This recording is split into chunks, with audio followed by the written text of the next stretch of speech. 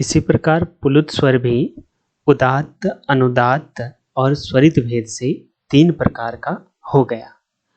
अब तक हम देख रहे हैं कि अब स्वर कितने प्रकार के हो गए। इस प्रकार स्वर 9 प्रकार के हो गए हैं। कौन कौन से 9 प्रकार? हरस्व, उदात्त, हरस्व, अनुदात्त, हरस्व, स्वरित।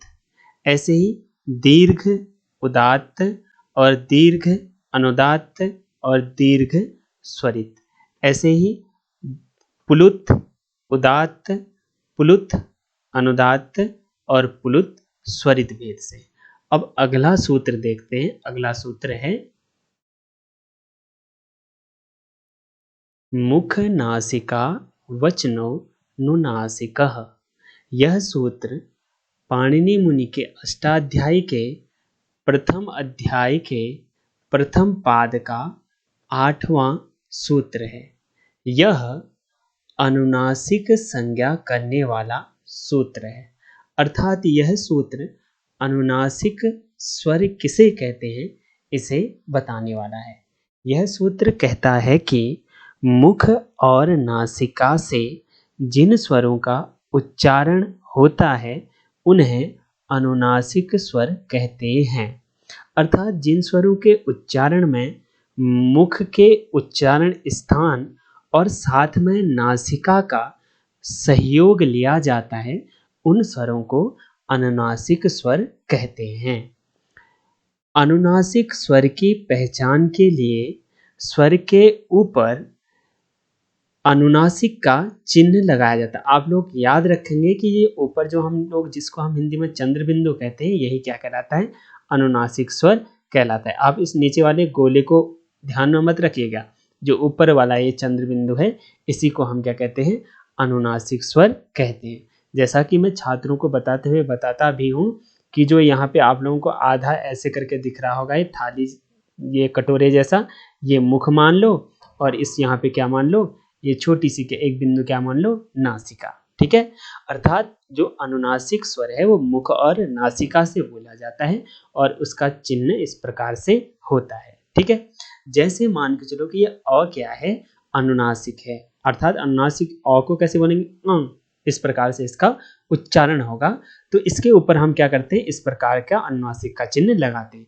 आ अनुनासिक है, इसे हमें बताना हो तो हम क्या करेंगे? उसके ऊपर इस प्रकार से चिन्ह लगाएंगे।